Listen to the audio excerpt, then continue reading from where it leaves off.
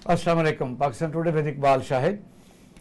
आज हम बात करेंगे कि पाकिस्तान की सफारती कामयाबियों से इंडिया सख्त परेशान है।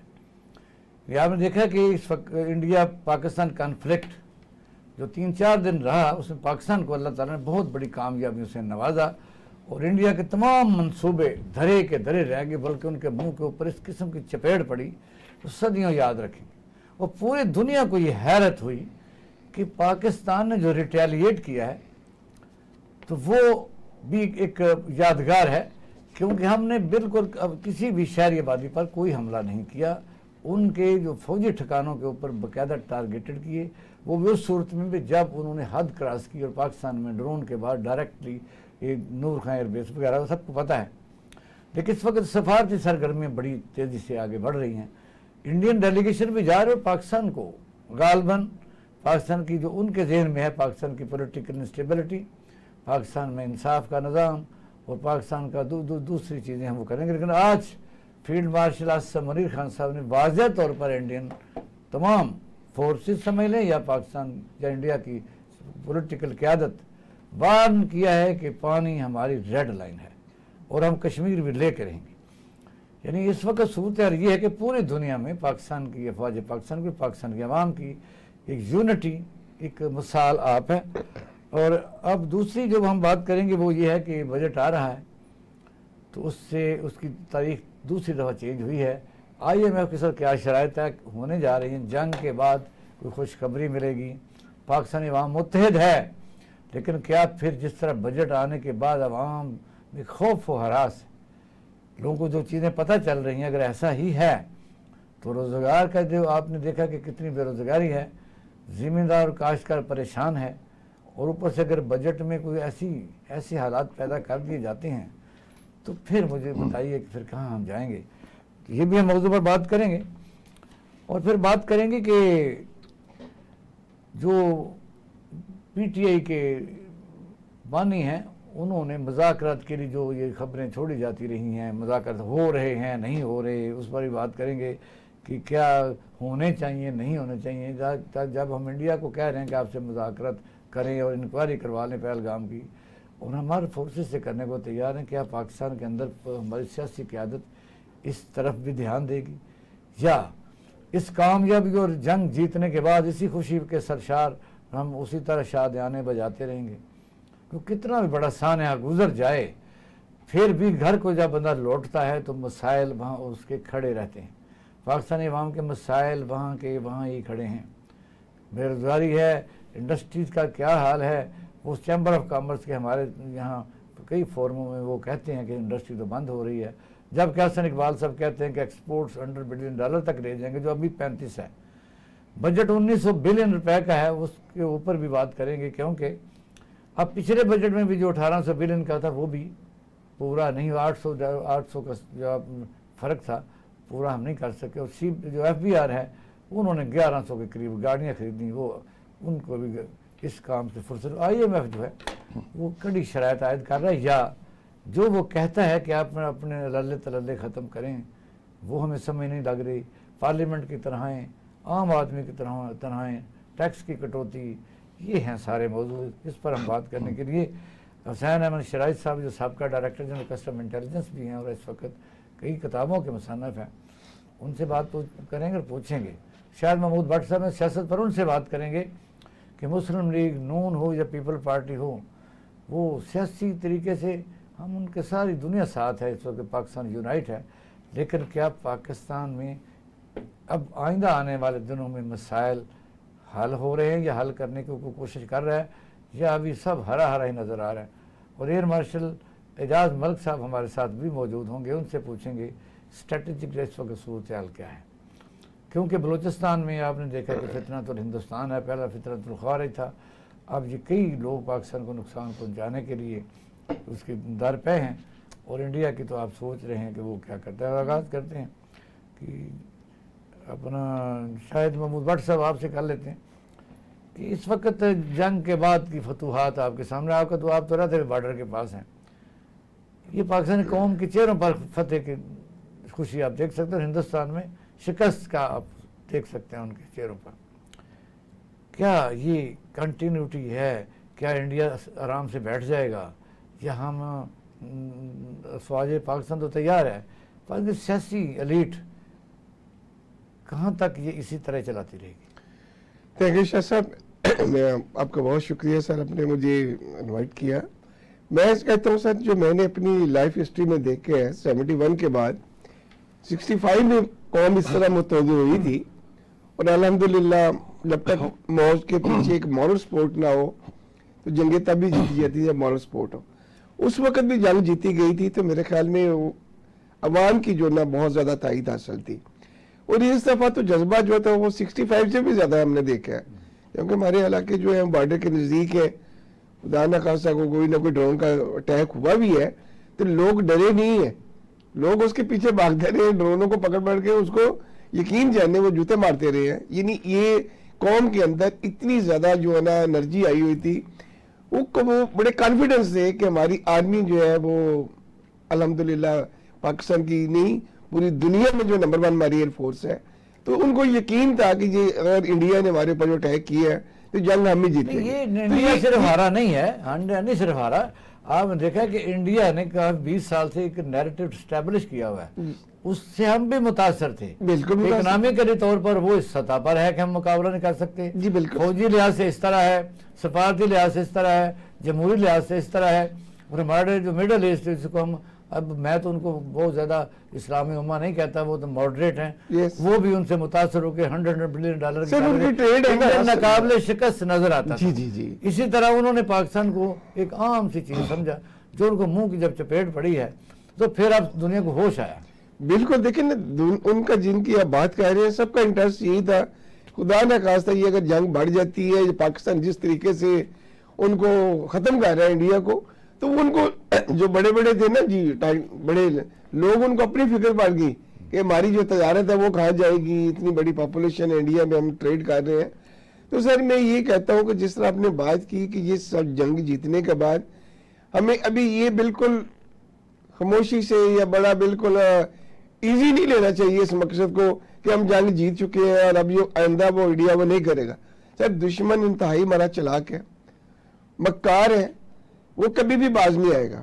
میں جو ایک اسٹوڈنٹ آف پولیٹکس میں سمجھتا ہوں کہ وہ میں بھی مسئلہ سے کام لے گیا ہے، وہ پھنس گیا ہوا تھا، اس نے امریکہ سے مدد لے لی، جو بھی ہوا ڈراپ سین ہوا، لیکن ان فیوچر میں آج بھی سمجھتا ہوں کہ وہ اپنی حرکتوں سے باز نہیں آئے گا.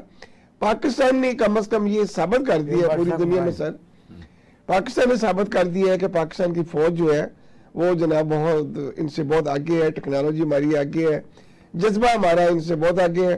صرف یہی قوم میں میسج جو دینا چاہتا ہوں، ساتھ جو الائز ہیں جی سر وہ سب کو اپنی شکست تو سمجھ رہے ہیں نا. بالکل سر. اس کا مطلب ہے کہ وہ تو تیاری بھی کریں گے اور سازش بھی کریں گے.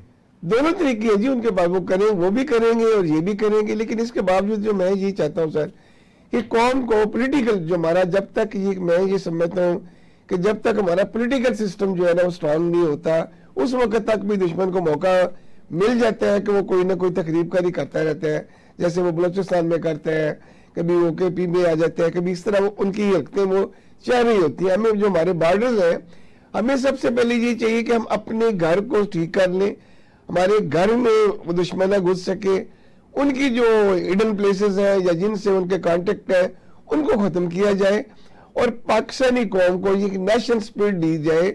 ایک ملک کے لیے تمام پولیٹیکل پارٹیز بھی اکٹھی ہو جائیں اور اپنے تمام جو ہے پبلک ہے ان کو یہ میسج دے دیا جائے کہ in the best interest of Pakistan ہم سب 25 کروڑ عوام جو ہے وہ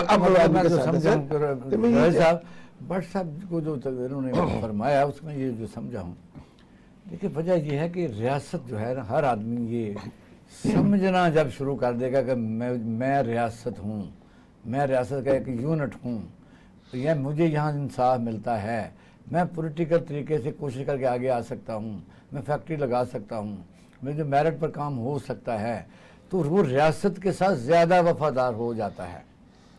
اب اس ان حالات میں آپ دیکھیں کہ انڈیا سے ابھی جو انہوں نے سسپینشن کی تھی کہ انہوں نے کہا کہ سندھ معاہدہ سسپینڈ کر دیا، ہم اس کو نہیں مانتے، چلو نہیں مانتے. انہوں نے ہمارے لوگوں کو فارغ کر دیا، بارڈر پر بھی پابندیاں لگا دیں، ایئر اسپیس پر ہم نے بھی لگا دی.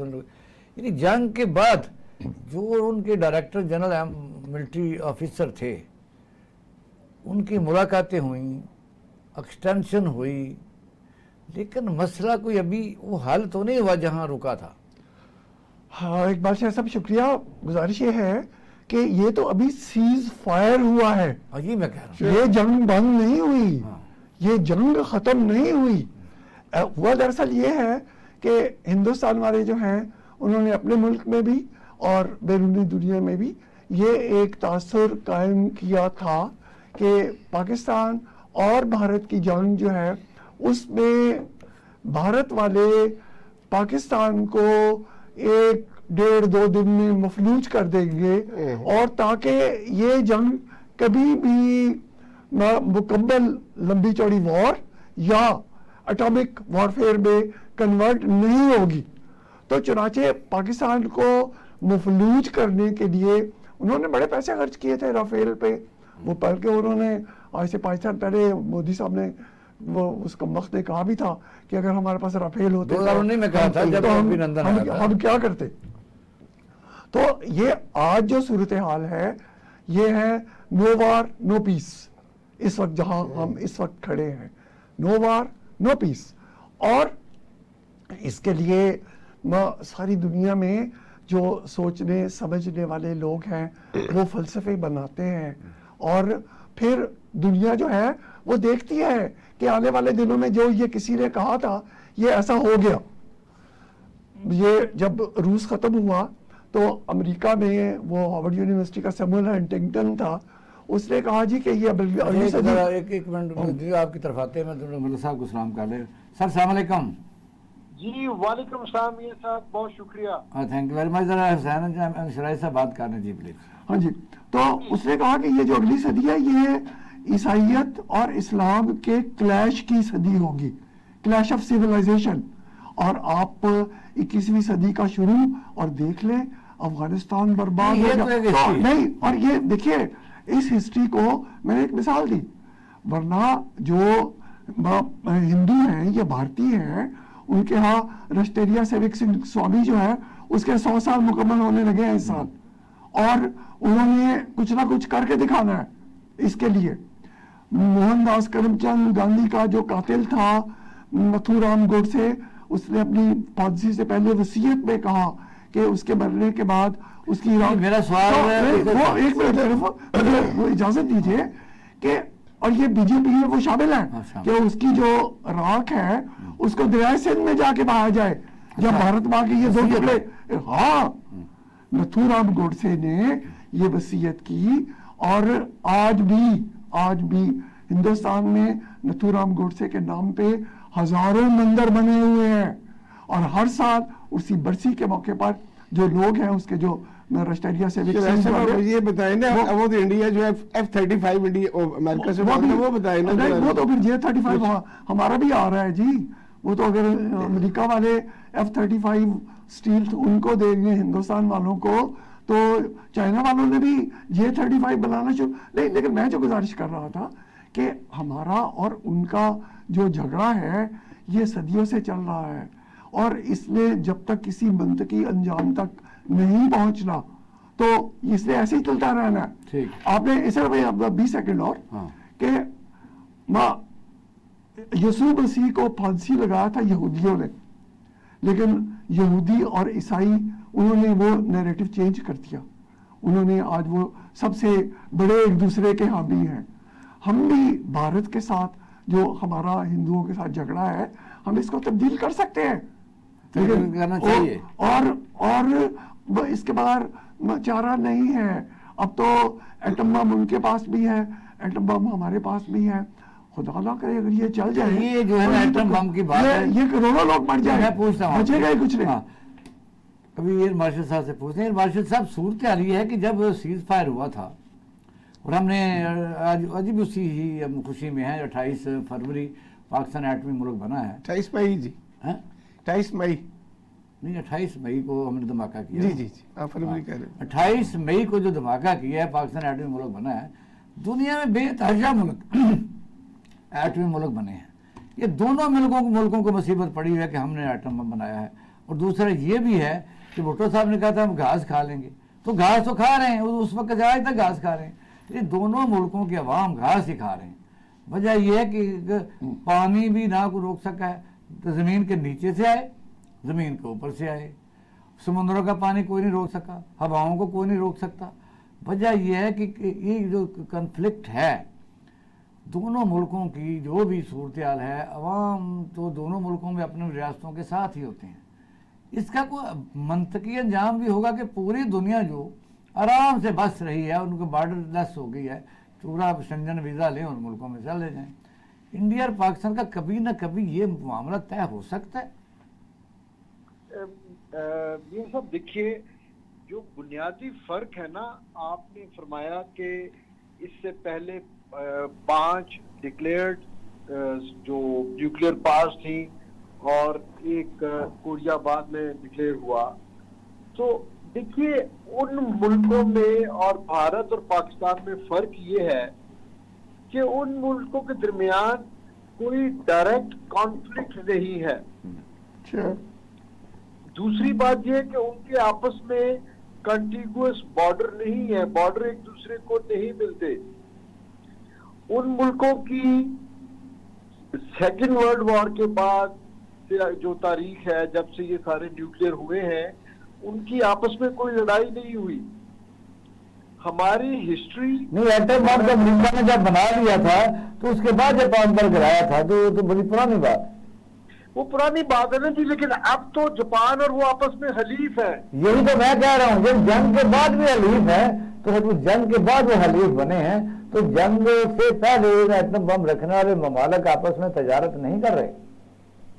नहीं, देखिए, हमारा मसला ये है कि पाकिस्तान की जब तख्लीक हुई तो भारत ने, हालांकि पाकिस्तान बना था ब्रिटिश इंडिया में से, ब्रिटिश इंडिया डिवाइड हुआ तो उसमें से भारत और पाकिस्तान बने, लेकिन भारत के जो लोग हैं, भारत की जो लीडरशिप है, और खास तौर पे बीजेपी और आरएसएस जो उसका असल जो है ना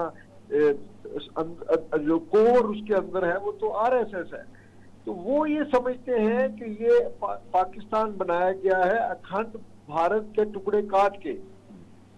तो जब वो हमारे वजूद को ही तस्लीम नहीं करते, तो फिर आपस में अमन से रहना किस तरह मुमकिन है। पाकिस्तान ने तो बारहा कोशिश की है, कंपोजिट डायलॉग की भी बात करते हैं, और हम ये समझते हैं कि आपस में लड़ाई दोनों मुल्कों की तरक्की के लिए, अवाम की जो है फलाह बहबूद के लिए वो काउंटर प्रोडक्टिव है।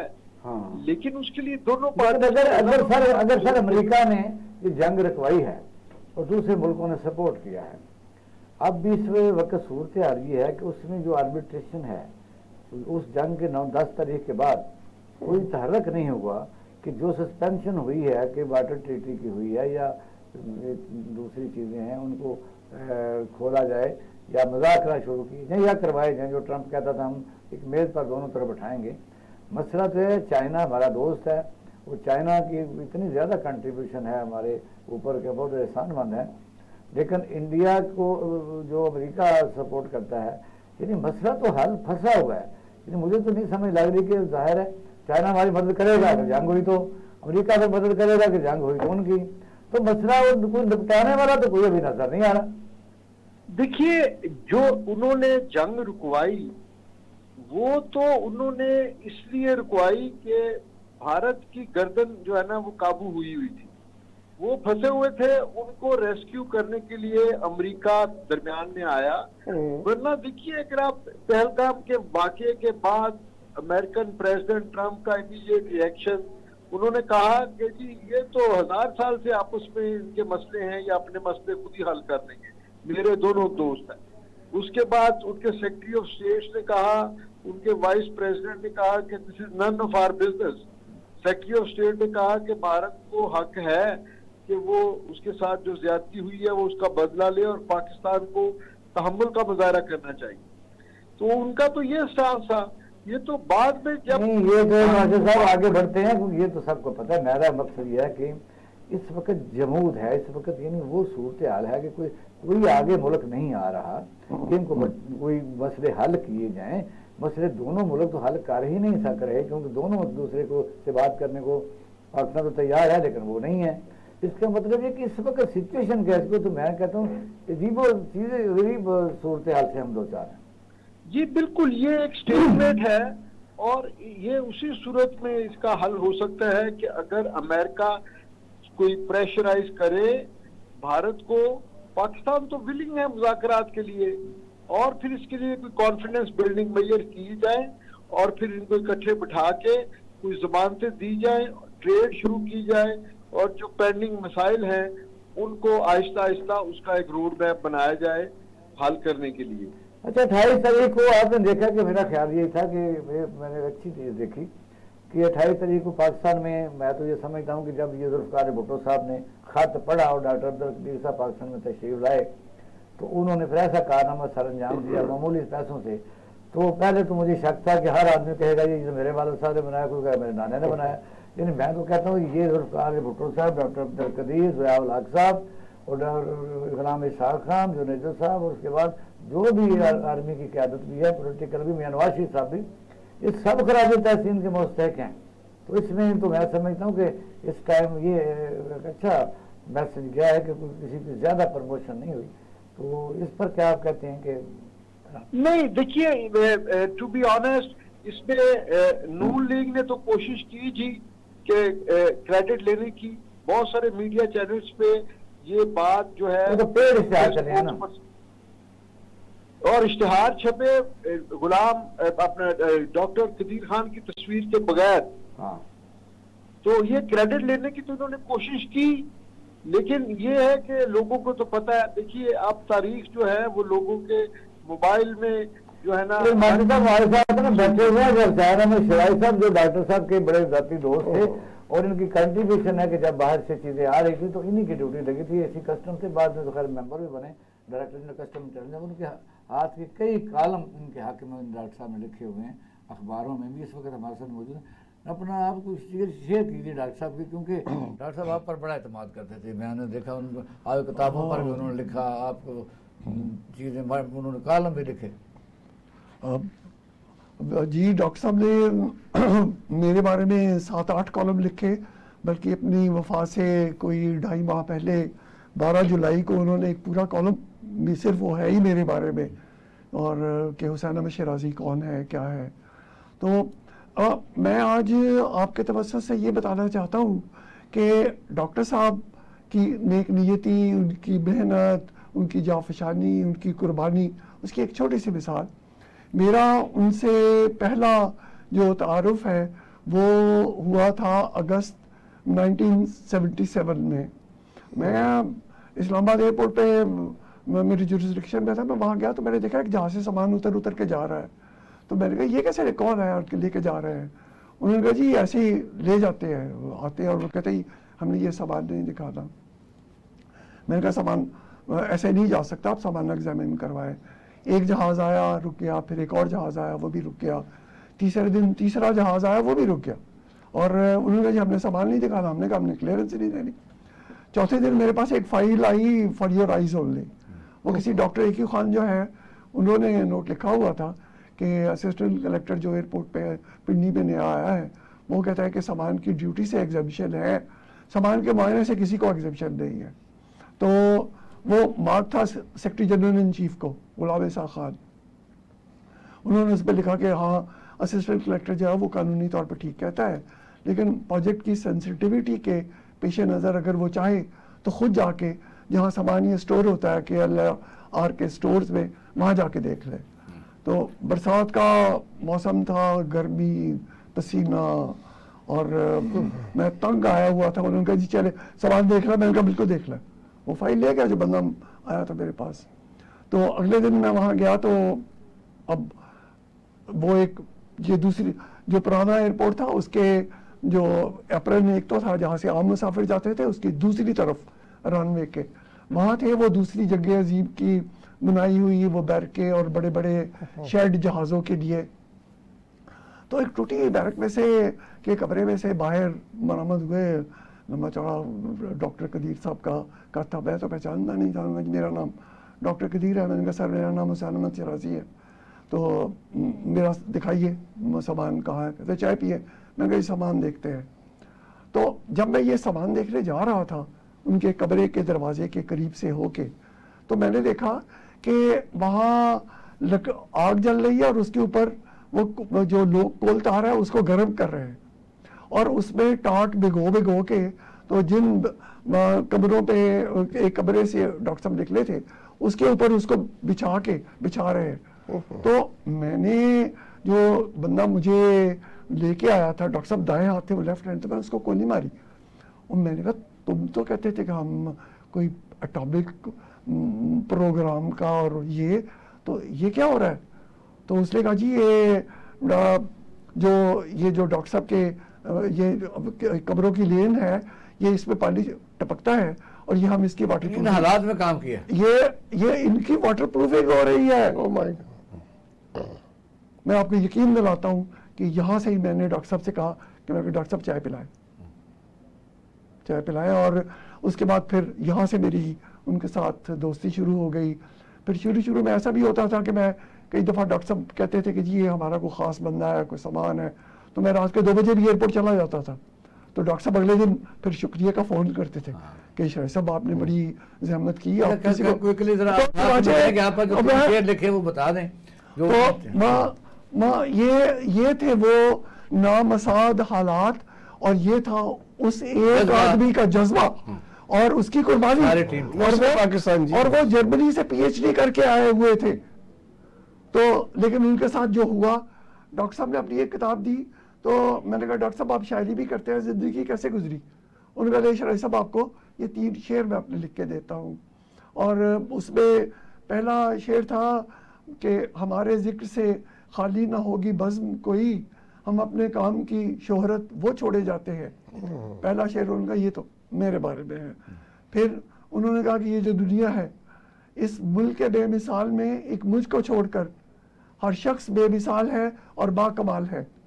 اور تیسرا شعر شریف صاحب انہوں نے کہا کہ یہ ہے جو میں سمجھتا ہوں میرے ساتھ ہوا, اور وہ تھا گزر تو خیر گئی ہی تیری حیات قدیر, ستم ظریف مگر کوفیوں میں گزری. میں آپ کے لیٹر میں پڑھا ہے.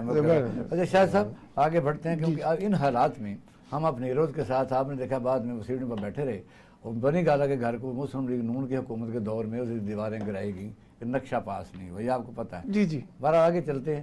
اس وقت ملک کی صورتحال یہ ہے کہ کچھ لوگ کہتے ہیں مذاکرات ہو رہے ہیں پی ٹی اے سے, کوئی کہتے ہیں نہیں ہو رہے, حکومت کو ضرورت بھی ویسے کوئی نہیں ہے, کچھ لوگ کہتے ہیں کہ ضرورت ہے کیا, کام چل رہا ہے, معیشت بہتر ہو رہی ہے. ان حالات میں مشورہ کے داد مسلم لیگ نون کے ہیں, ایم پی رہے ہیں, تو ان حالات میں کیا مسلم لیگ نون اب ان کو کوئی زیادہ مزہ آ رہا ہے کہ بھی جیسے بھی یہ چلتا رہے؟ اب مخالفوں کو بھی کبھی, پاکستان تو آپ کو پتہ حیرت کرتا ہے, کئی دفعہ آپ کی حکومت بڑی زور شور سے جا رہی ہوتی تھی, چل رہی ہوتی تھی, تو شام کو نہیں ہوتی تھی. اس طرح پیپل پارٹی کے ساتھ کیا آپ مزہ ہی لیتے رہیں گے یا لوگوں کو ساتھ میں شامل کرنا ہے؟ سر میں تو جو سمجھتا ہوں being as a student of politics, کبھی بھی دوسرے کو اگنور نہ کریں. ہمیں کبھی بھی کسی اپوزیشن والوں کو اگنور نہیں کرنا چاہیے, بلکہ ان کو اپنے ساتھ دیکھیں اپنی کارکردگی کی وجہ سے ہم نے ان کو بلانا ہے, اور in the best interest of country national level پہ ہم نے ان کو ساتھ اس کنسنسس میں لانا ہے کہ جو ہمارے حالات ہیں اس وقت, ملکی بھی اور بیرونی بھی, بارڈر کے بھی اور انٹرنیشنلی بھی, ہم یہ چاہتے ہیں کہ تمام پولیٹیکل پارٹیز سب مل کر جو بھی اس پارٹی اگر اس سسٹم سے آؤٹ ہے تو اس کو بھی اپنے ساتھ ملائیں. سر مذاکرات ہوں گے ہی تو بات آگے بڑھتی ہے. اب دیکھیں ہمارے اوپر بھی میاں نواز شریف صاحب کے اوپر کتنی کرائسس آئے ہیں, لیکن ہر دفعہ کوئی نہ کوئی مذاکرات ہوئے تو بات آگے بڑھتی گئی. آج بھی وہ خاندان پرائم منسٹر بن کے بیٹھا ہوا ہے. اب جس کی آپ بات کر رہے ہیں, اگر انسان کے اندر ریجیڈیٹی ہو, اس کے اندر فلیکسیبلٹی نہ ہو, تو میں سمجھتا ہوں سر نہ ان کا نقصان اکیلے کا نہیں ہو رہا, پوری پارٹی کا بھی ہو رہا ہے, پورے ملک کا بھی ہو رہا ہے. سسٹم کو وہ مان لینا چاہیے, یعنی عام آدمی اس کو چھوڑیں, یعنی وہ ریلیونٹ ہو جاتا ہے کئی دفعہ لیڈر بھی, کہ اس کے ساتھ جو عوام جڑے ہوتے ہیں وہ کہتے ہیں کہ میں نے شاید محمود بٹ کو ووٹ دیے. تو اس وقت کمپرومائزنگ پوزیشن میں بہتر رہے گا, یا کوئی ایسا ٹرانسپیرنٹ سسٹم آنا چاہیے تاکہ وہ لوگ پورے ملک کے عوام اس ریاست کے ساتھ اور مضبوطی سے جڑ جائیں اور عدالتیں صحیح انصاف کریں, ادارے صحیح انصاف کریں, پولیس لوگوں کے ساتھ فرینڈلی ہو, اور اس طرح کی باتیں یہ ضروری ہیں. سر گڈ گورننس تو یہی ہوتی ہے نا کہ ٹھیک ہے اپنے اپنے پیرامیٹرز میں سب لوگ ادارے جو ہیں اپنے اپنے کام کریں. جو پولیٹیکل سسٹم ہے اس کو تو میں یہ سمجھتا ہوں کہ ہمیں خود ان کو ملنا چاہیے اور مل کے ان کو ساتھ اس دائرے میں لانا چاہیے. بہت شکریہ, آپ نے اچھی بات کی. میں یہ کہتا ہوں کبھی یہ بڑی بات ہے کہ آپ مسلم بھی انہوں ہو کہ کہتے ہیں کہ ان کے پاس بالکل جانا چاہیے, تاکہ اگر ہم دیکھیں دوسرے غیر ملکوں کی, دوسروں کی جا کے ہم باتیں سنتے ہیں, دوسروں کو مناتے ہیں. ماشاء صاحب, پاکستان کی اس وقت جو سیاست ہے اس کو کس طرح بہتر کیا جا سکتا ہے, یہ سوال آپ کے لیے. آتے ہیں شارٹ بریک کے بعد. ناظرین ہمارے ساتھ رہیے. ویلکم بیک ناظرین, program Pakistan today with Iqbal Shah. Marshal صاحب, سوال تو آپ سے میں دوبارہ ریپیٹ کر دیتا ہوں کہ پاکستان میں اس وقت ہر پاکستانی اس موقع پر انڈیا کے خلاف اور افواج پاکستان کے ساتھ ہے.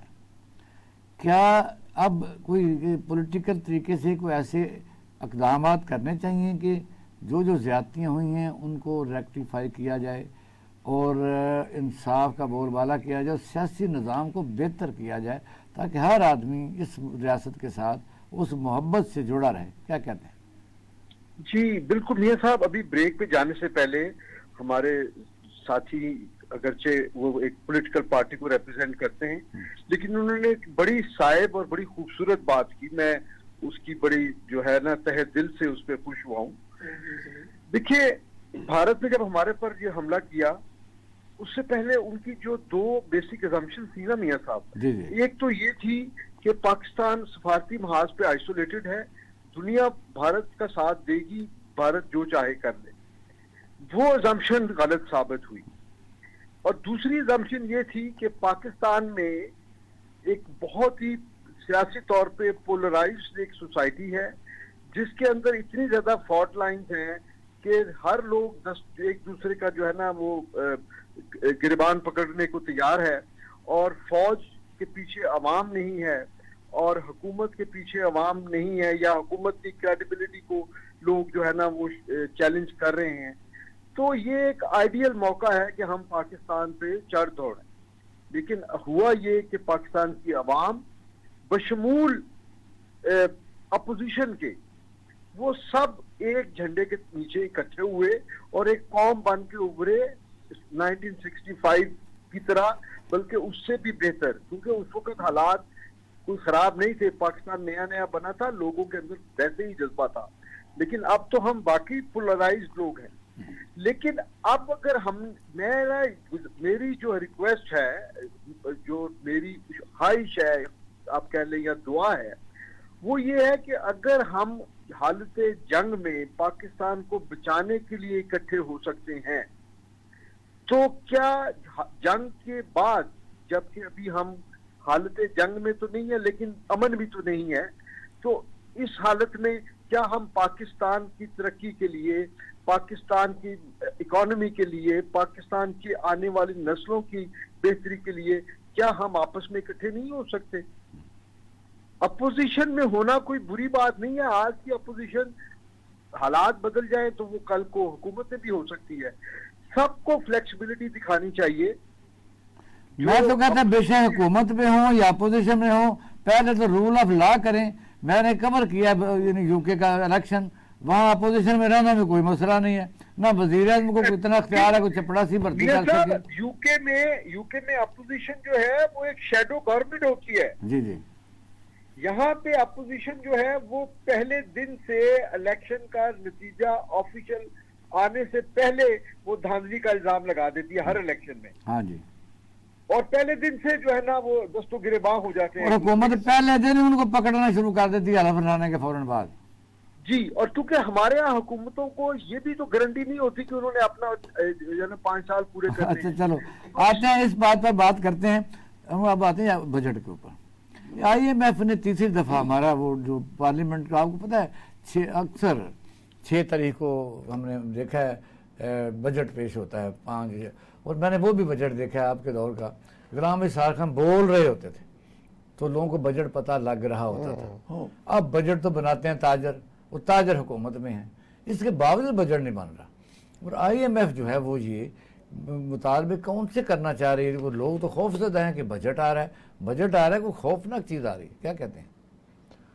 ہاں گزارش ہے جی کہ یہاں اقبال شاہ صاحب جو ہمارا بجٹ ہے اس میں میرا جو 34 سال سرکار کی میں نے نوکری کی اور ہر سال یہ بجٹ کو دیکھتے رہے کہ آ رہا ہے اور بن رہا ہے، تو میرا تو تجربہ یہی ہے کہ یہاں چند لوگ 2 یا 3 یا 4 وہ مل کر فیصلہ کرتے ہیں کہ یہ بجٹ ہوگا، اور پھر اسٹیل پر لگے گا، چینی پر لگے گا، آٹے پر لگے گا، اور انہیں کا کاروبار ہے، اور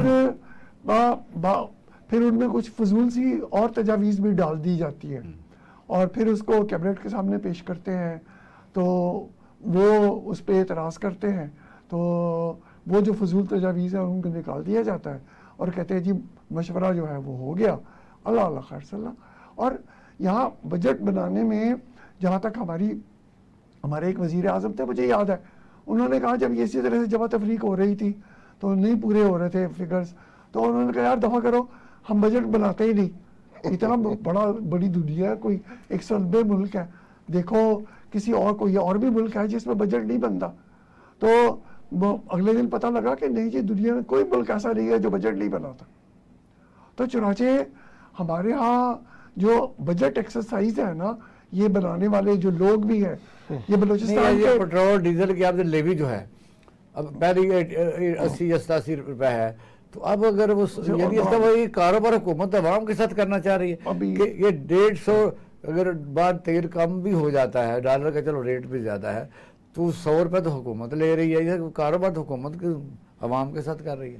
وہ گزارش یہ ہے کہ ٹیکس تو پیٹرول پہ ساری دنیا میں ہے، لیکن ہمارے ہاں ابھی جو فوری طور پہ جو مسئلہ آیا ہے وہ یہ ہے کہ ایک تو یہ سیلری کلاس جو ہے اس کو یہ ریلیف دینا چاہتے تھے، پھر یہ اپنا ڈیفنس کا بجٹ بڑھانا چاہتے تھے، وہ تو خیر بڑھانا ضروری ہے، تو نہیں تو انہوں نے کہا تھا پیسے کہاں سے آؤ گے، IMF والوں نے انہوں نے کہا کہ اچھا یہ کام کرنا ہے، پھر یہ بجلی ہے، یہ گیس ہے، یہ تو ویسے تم لوگوں نے پہلے بھی ماننا ہوا ہے کہ ہم نے اس پہ ٹیکس بڑھائیں گے، تو یہ بھی بڑھاؤ، اور باقی بتاؤ کہ اگر IMF یہ ایسی بات کرتی ہے اور حکومت مانتی ہے اور عوام تک یہ بات پہنچاتی ہے تو بجٹ تو ضروری ہے کہ ڈیفنس بجٹ بڑھنا چاہیے، لیکن اگر اس طریقے سے بڑھے گا تو عوام کی یعنی رائے کو حکومت یعنی ڈائیورٹ کرنا چاہتی ہے کہ فوج کے خلاف بات ہو۔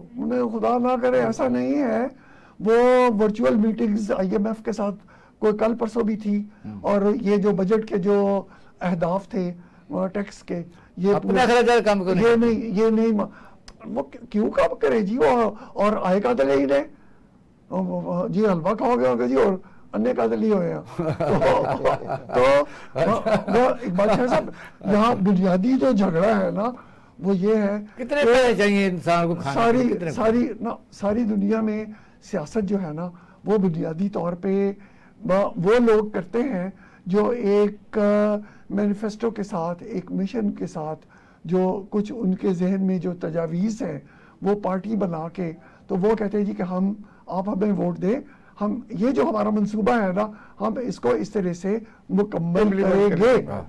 ہمارے ہاں تو کبھی خواب و خیال میں بھی یہ کسی کے نہیں ہوگا کہ ہم سیاست میں بیشتر لوگ ہیں، ان میں اچھے لوگ بھی ہیں سیاست میں، لیکن 90% لوگ جو ہیں وہ تو سیاست میں صرف پیسے کمانے آتے ہیں جی، انڈسٹری۔ اور وہ جو انتخابات کی بات تھی، میں شاہد خاقان عباسی سے بالکل متفق ہوں، وہ کہتے جی جس الیکشن میں بھی جیتا تھا نا وہ بھی فیئر نہیں تھا، ٹھیک نہیں تھا، ہمارے ہاں ہر الیکشن جو ہے وہ دھاندلی زدہ ہوتا ہے۔ نہیں لیکن یہ پتہ کہ یہ گندا سسٹم ہے، آپ نے ذوالفقار بھٹو صاحب کے بھی شاید سا مثال ہے کہ وہ چند سیٹوں پر وہ بات ہوئی تھی، باقی تو ٹھیک تھا، اور ایران جا کے باقاعدہ بیان ہوئے تھے، ان کا ادھر جیت گئے تھے۔ بات یہ وہ اس وقت کے آرمی چیف ضیاء الحق نے ایران میں بیان دیا تھا کہ ذوالفقار بھٹو جیت گیا، چند سیٹیں، بار پولیٹیکل سسٹم ہو گیا۔ سیاستدانوں میں نے سیاستدان دیکھے ہیں جو آخر میں بھی، اور آپ شاہد صاحب گواہ ہے، میرا اپنا وزیر خزانہ کسی دکان سے کپڑے نہیں خرید سکتا تھا امریکہ جانے کے لیے، تو ہر ہم سلاتے تھے، یہ کون سی ڈاکٹر مغل کو آپ مثال میں دے سکتے ہیں، بیگ کی دے سکتے ہیں، کئی اس زمانے کے سیکٹری آپ کے امتیازی صاحب کی میں مثال دے سکتا ہوں، ایسے شاندار لوگ تو ہیں، اب بھی ہیں، अब जब ये बस शाहजहां साहब जैसे लोग जो गुस्सा करते हैं, कल के फ्रेंड डिस्कशन में उन्होंने बड़ा गुस्सा किया कि आप शाहजहां को बेईमान करार देते हैं। सबको नहीं शाहजहां नहीं, कहते। नहीं, लेकिन ये बताइए अक्सरियत जब हो तो फिर ऐसा ही है। शायद सर मैं ये देखो sir, exception is always there, हर जगह अच्छे बुरे तो होते ही हैं। अभी आप बात कर रहे थे बजट की, मैं ये समझता हूँ कि सर हमें अपने जो है ना, अपने बजट में, अपने एक्सपेंसेस में, अपने जो हमारे अखराजात हैं ना, जिसको लोग ज़्यादा क्रिटिसाइज करते हैं वो सबसे ज़्यादा सियासतदान को करते हैं। तो मैं ये समझता हूँ कि सबसे ज़्यादा अपने ही पॉलिटिशियन को ये असेंबली में ये करना चाहिए कि वो अपने बजट पे कट लगवाएं, ताकि अवाम ये समझे कि ये हमारे हकीकी लीडर हैं। ब्यूरोक्रेसी की तरह बढ़ेंगी, कोई बंदा नहीं बोलेगा। आपका दफाई बजट बढ़ना चाहिए, बढ़ेगा भी, कोई बंदा इतराज नहीं करेगा। लेकिन सर जब आप कौम के नुमाइंदे, हम कौम के नुमाइंदे होते हैं, कौम के नौकर होते हैं, जब हम नौकर अपनी तनख्वाहें खुद ही बढ़ानी शुरू कर देंगे ना जी बहुत ज़्यादा, तो फिर अवाम के अंदर जो ना इस तरह पैदा होता है। हम ये चाहते हैं कि इस मुल्क की इकोनॉमी को बेहतर ले जाने के लिए, IMF से छुटकारा हासिल करने के लिए अपने जो सोर्सेज हैं उनको सही तरीके से इस्तेमाल करें। अल्लाह ने हमें यहाँ बहुत कुछ दिया हुआ है, मिनरल्स हैं हमारे पास, बेहतरीन दुनिया के जो है ना फ्रूट्स हैं यहाँ, बेहतरीन यहाँ ज़मीन है। हम अपनी एक्सपोर्ट बढ़ा लें, हम अपनी इंपोर्ट्स को कम कर लें, जितना हम एडिबल्स आए जो चीजें खसारे का जो सारी हम खत्म कर लें सर, खसारा कहते हैं उसको मैं कहता हूँ खत्म कर लें। बल्कि सर मैंने तो ये सुना जी, बल्कि मैं ये कहता हूँ जी, कहते हैं जी अगर 150 डेज पाकिस्तान अपनी इंपोर्ट ना करे ना, 150 डेज, तो ये पाकिस्तान दुनिया का दूसरा रिचेस्ट कंट्री बन सकता है। हम इतनी इंपोर्ट कर रहे हैं, being as a agriculture country होने के बावजूद भी सर हम सारी तो प्रोड्यूस उनसे ले रहे हैं, बजाय हम एक्सपोर्ट करने के। हमारी यानी जो कैश खराब हमारी कॉटन होती थी उसमें भी हम फेलर हो गए हुए हैं, राइस थी उसमें भी हम पीछे रह गए हैं जी। तो अब हमें अपनी एक्सपोर्ट को बढ़ाना, और मैं ये चाहता हूँ सर यार पहले बेटे बताया करो जो 5-4 मिनट रहते हैं यार। मार्शल साहब बजट के जो सिलसिला है इस पर आप जरा अपना थोड़ा टेक दीजिए जी। मैं कहता हूं जी, मैंने बड़ी अच्छी आपकी गुफ्तगू सुनी। देखिए मियां साहब, आपने महबूबुल हक साहब का नाम लिया जी। उनके बाद वो हमारे तारीख के जो है ना आखिरी इकोनॉमिस्ट से जो बजट जिन्होंने बनाया, या पाकिस्तान का 5 साल तरक्याती मंसूबा बनाया, उसके बाद से हर हुकूमत जो है वो बैंकर्स को या फाइनेंशियल जो विजिट्स होते हैं ना, उनको कहती है बजट बनाने के लिए, और वो जो है वो सिर्फ फिगर्स को मैनिपुलेट करते हैं, वो कोई बजट नहीं बनाते। बजट की तो देखिए बेसिक डेफिनेशन ही ये है कि आप अपनी आमदनी के मुताबिक अपने अखराजात का तखमीना लगाएं। हमारा बजट बनता है, मैं एक बजट मेकिंग प्रोसेस का हिस्सा था, हमारा बजट बनता है, हम पहले बलूचिस्तान को पैसे एलोकेट कर देते हैं और उसके बाद ये अज्यूम करते हैं कि तीसरी क्वार्टर में वो पैसे हमें वापस सरेंडर हो जाएंगे, क्योंकि वो वहां उनके अंदर इतनी कैपेसिटी नहीं है कि वो खर्च करें, और वो चौथी क्वार्टर में हम वो पैसे फैक्टर इन करते हैं अपने बजट का डेफिसिट खत्म करने के लिए। वही हुकूमत एक साल जो है ना पॉलिसी बयान देती है कि मुल्क की जो है ना मोटर साजी की सनत को हमने फरोग देना है, तो मोटर की इंपोर्ट बंद हो जाए, क्योंकि उस साल जो है ना उनको मोटरें बनाने वाले जो हैं उन्होंने पैसे उनको खिलाए होते हैं, और अगले साल वही हुकूमत जो है ना वो जो मोटर इंपोर्ट करने वाले सेकंड यूज्ड गाड़ियां उनसे पैसे पकड़ के वो पॉलिसी देते हैं कि जी हम जो है ना बाहर से सस्ती गाड़ियां मंगा रहे हैं ताकि गरीब आदमी भी गाड़ी ले सके। हालांकि गरीब आदमी बेचारा तो साइकिल नहीं ले सकता इस मुल्क में, उसने गाड़ी क्या लेनी है। तो ये तो एक मौकरी है, एक मजाक है, और इसमें किसी के पेश नजर ये नहीं है कि आम आदमी की तरक्की हो, आम आदमी की खुशहाली हो या पाकिस्तान की बेहतरी हो। ये तो डंग पाऊ काम है। मास्टर साहब बहुत शुक्रिया, थैंक यू वेरी मच, और आपका बहुत शुक्रिया जी। नाज़रीन आप प्रोग्राम देख रहे थे, अक्सर हम कहते हैं कि आप ही बेहतरीन जज हैं, जहाँ तक हो सका हम बात करते रहेंगे। अपना ख्याल रखिएगा। पाकिस्तान जिंदाबाद।